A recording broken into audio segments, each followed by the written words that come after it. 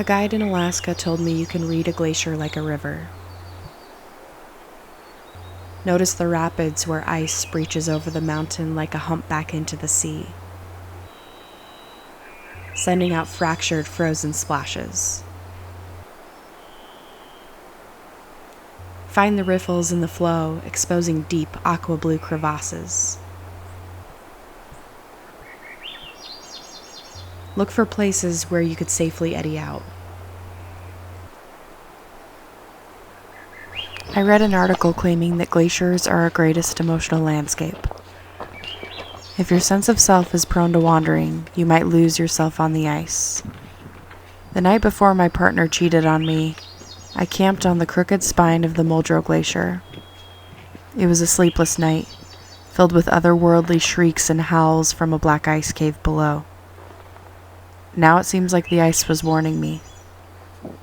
The next morning, my friend and I hiked out of the backcountry, and that night she hiked into 49th State Brewing Company with my boyfriend. I'm haunted by the Muldrow, an emotional landscape as alive and sentient as you or I. Okay, I am very much in a cloud right now.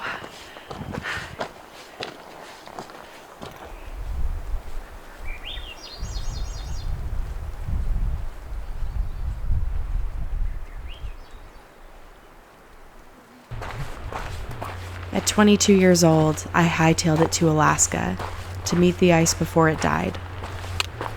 Woo! Look at all of these brand new fiddleheads. Beautiful. Some call that last chance tourism, but it was never about consumption. The human topography of grief is unique and complex, flowing like rivers of ice. The deeper we love, the deeper we'll lose. That is the trade-off in a changing world. My decision for the past decade has been to love harder, so I know what I'm losing as the world continues to shriek and howl like that ice cave did 7 years ago. I haven't lost myself on the ice yet. Oh my gosh, I'm the only person here. It's so beautiful. I don't know what time it is. Maybe like 9? I'm gonna go check. It's 9:30. I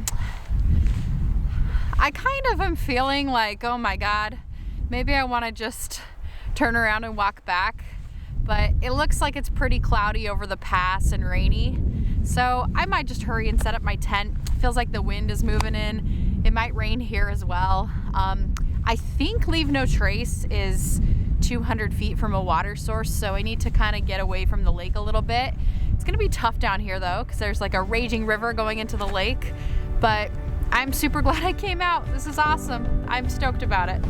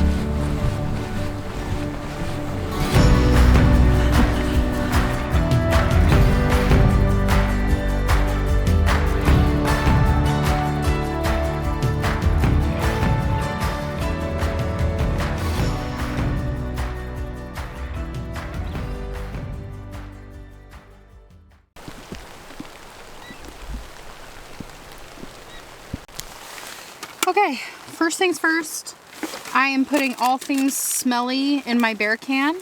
So whether that's my food, my granola bars, sorry, it's really, really humid in here.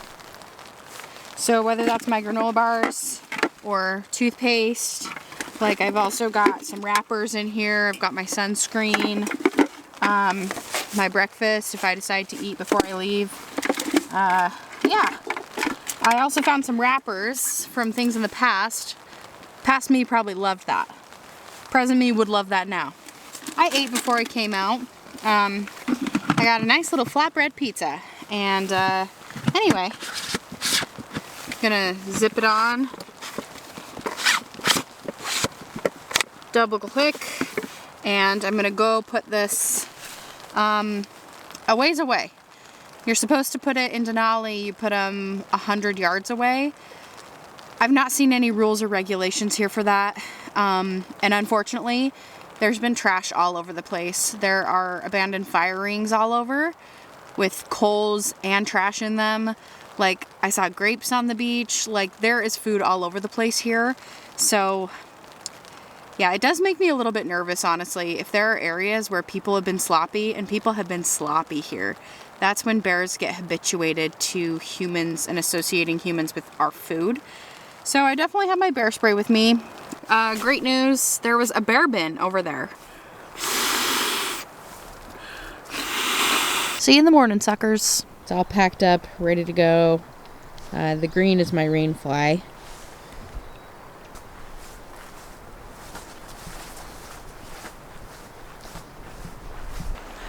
Good morning. It's 6. And I had a dream that tourists were taking pictures of me while I was in my tent.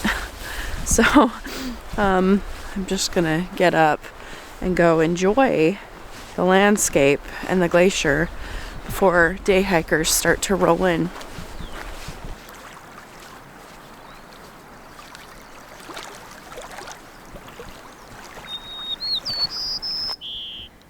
As I've gotten older, my climate grief has become more manageable.